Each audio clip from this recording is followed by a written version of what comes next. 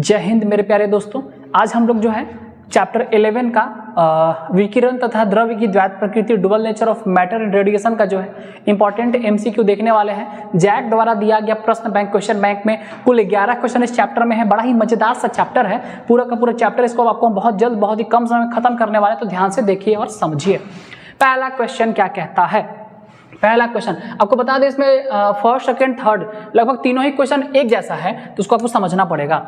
When light is incident on the surface of metal, the phenomenon of emission of electrons from the surface is called। कह रहा है, सबसे पहले हम लोगों ने पढ़ा है कि किसी भी मेटल सरफेस से इलेक्ट्रॉन को बाहर निकाला जा सकता है, और इलेक्ट्रॉन को बाहर निकालने के प्रोसेस को इलेक्ट्रॉन इमिशन कहते हैं, जो कि लगभग 4 प्रकार का 4 तरह का होता है, जो कि अभी वाले बुक में जो है 3 तरह ही दिया गया, 3 टाइप्स दिया गया, टाइप को हटा दिया गया है। हम लोगों ने पढ़ा है फोटो इलेक्ट्रिक इमिशन भी होता है सर, थर्मो आयोनिक इमिशन भी होता है सर, और सेकेंडरी इमिशन भी होता है, और फील्ड इमिशन होता है। 4 तरह का इमिशन होता है। तो यहाँ आपका फोटो इलेक्ट्रिक इमिशन क्या कहलाता है? जब हम लाइट के द्वारा, जब किसी सुटेबल लाइट के द्वारा किसी मेटल सरफेस पे लाइट पड़ने से अगर इलेक्ट्रॉन बाहर निकलता है तो फोटो इलेक्ट्रिक कहलाता है, और अगर हीट के द्वारा निकलता है तो थर्मो आयोनिक कहलाता है। अगर फास्ट मूविंग इलेक्ट्रॉन से निकलता है तो सेकेंडरी इमिशन कहलाता है। हम लोगों ने इस तरह के इमिशन प्रोसेस को पढ़ा है। इसका आंसर होगा फोटो इलेक्ट्रिक इमिशन। अब क्वेश्चन नंबर 2 कह रहा है, क्या इसको बात को अच्छे समझेंगे हम लोग। When emission from metal start, तो only when the incident light on the surface has certain. कह रहा है क्या होगा, जब हम मिनिमम फ्रीक्वेंसी के वहां पे जब इलेक्ट्रॉन्स के ऊपर में जब मिनिमम फ्रीक्वेंसी का लाइट पड़ेगा तो जाके इलेक्ट्रॉन बाहर निकलता है, और उसी मिनिमम फ्रीक्वेंसी को हम थ्रेशोल्ड फ्रीक्वेंसी कहते हैं। आप लोगों ने पढ़ा होगा थ्रेशोल्ड फ्रीक्वेंसी और वर्क फंक्शन, 2 टर्म को पढ़ा होगा। थ्रेशोल्ड फ्रीक्वेंसी का मतलब होता है sir minimum frequency required to remove an electron from the metal surface, यानी कि जो हमारा देहली आवृत्ति है वह न्यूनतम आवृत्ति होता है जो किसी भी मुक्त इलेक्ट्रॉन को सतह से बाहर निकालने के लिए उपयुक्त होता है, जरूरी होता है। तो यहाँ पे हमारा जो है वो न्यूनतम आवृत्ति चाहिए, और क्वेश्चन नंबर 3 में कह रहा है कि उसी न्यूनतम आवृत्ति को हम क्या कहते हैं। तो ये कह रहा है क्या यहाँ पे, in photoelectric the threshold frequency of light is that at which. कह रहा है कि थ्रेशोल्ड फ्रीक्वेंसी क्या होता है सर? तो थ्रेशोल्ड फ्रीक्वेंसी वैसा लाइट होता है जिसके चलते क्या होता है, तो जिसके चलते जो इलेक्ट्रॉन्स है वो बाहर निकल जाते हैं। यानी थ्रेशोल्ड फ्रीक्वेंसी वह मिनिमम फ्रीक्वेंसी है जिसके पड़ने के बाद इलेक्ट्रॉन्स मेटल सरफेस को छोड़ के बाहर निकल जाते हैं। ये इमिशन का प्रोसेस है। लगातार 3 क्वेश्चन जो था वो सिमिलर था, एक जैसा था, ठीक है। क्वेश्चन नंबर 4 क्या कह रहा है sir, which of the following metals has minimum work function. Sir work function क्या होता है? वर्क फंक्शन का मतलब होता है कि इलेक्ट्रॉन्स को बाहर निकालने के लिए जितना वो उसको रोक के रख रहा है, जितना मैक्सिमम लिमिट जो उसको रोक के रख रहा है बाहर निकलने के लिए, वही उसका वर्क फंक्शन कहलाता है, ठीक है, जिसको हिंदी में हम कार्यफलन कहते हैं। सब मेटल सरफेस का, सब मेटल का अपना अपना कार्यफलन होता है। इसमें सबसे ज्यादा न्यूनतम कार्यफलन जो होता है वो सोडियम को होता है, जो कि अप्रॉक्स 2.3 इलेक्ट्रॉन वोल्ट होता है, जो यहाँ पे हम देख सकते हैं, इसको हम याद रखेंगे। सोडियम का जो है कार्यफलन वर्क फंक्शन सबसे कम होता है, न्यूनतम होता है बाकी सभी मेटल्स की अपेक्षा, ठीक है। आगे आते हैं क्वेश्चन नंबर 4 की तरफ, और क्वेश्चन नंबर 4 तो हो गया, 5 की तरफ आते हैं।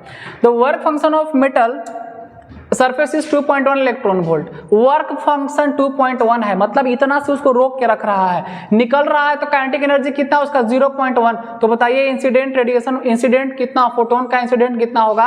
तो यहाँ पे आप कह सकते हैं सर एनर्जी जो होगा हमारा work function plus kinetic energy के बराबर होगा। वर्क फंक्शन 2.1, काइनेटिक एनर्जी 0.1, जोड़ेंगे तो कितना आएगा 2.2 इलेक्ट्रॉन वोल्ट, यानी 2.2 इलेक्ट्रॉन वोल्ट होगा, जो कि इसका आंसर है। बहुत ईजी है। E इक्वल टू कितना हो गया सर? तो 5 प्लस काइनेटिक एनर्जी। इस इक्वेशन से हम देख सकते हैं, ठीक है।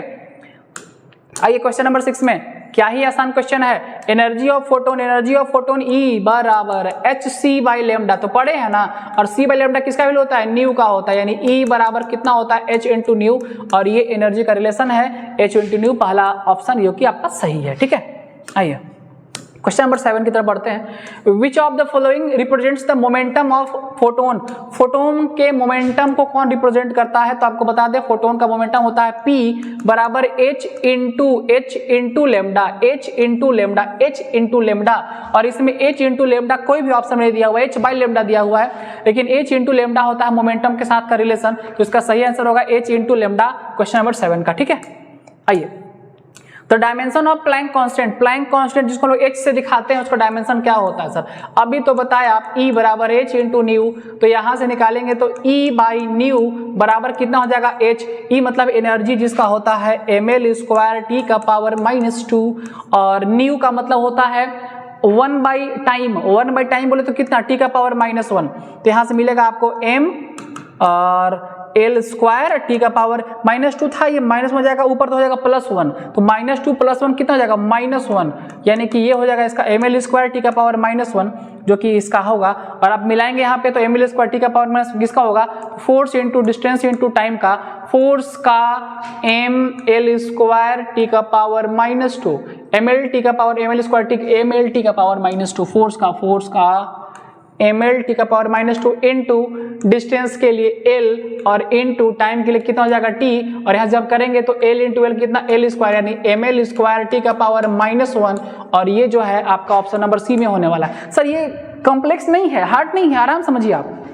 एज का इतना निकाले, अब इसमें से किसको सॉल्व करने पे ml स्क्वायर टी का पावर -1 आने वाला है, तो जब इसको निकालिएगा ना फोर्स वाला, तो फोर्स का एकदम देखिए, फोर्स का ml t -2 आराम से, डिस्टेंस के लिए लेंथ यूज करते हैं, टाइम के लिए टी यूज करते हैं, मल्टीप्लाई करेंगे तो टी का पावर -2 और +1 हो जाएगा, एल का पावर एल कितना 2 हो जाएगा, और ये हमको इतना लाना था और इतना जो है इसी इक्वेशन से आने वाला है, सी से आने वाला है, हो गया खत्म।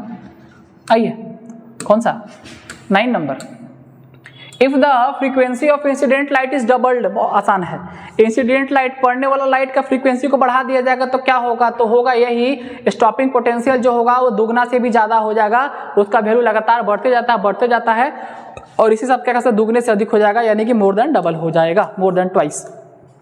Sir the ratio of de Broglie wavelength का फॉर्मूला कहता है लैम्डा बराबर h बाई √2mE भी, ये होता है डी ब्रॉगली का इक्वेशन, ठीक है, जो हम लोगों ने पढ़ा है।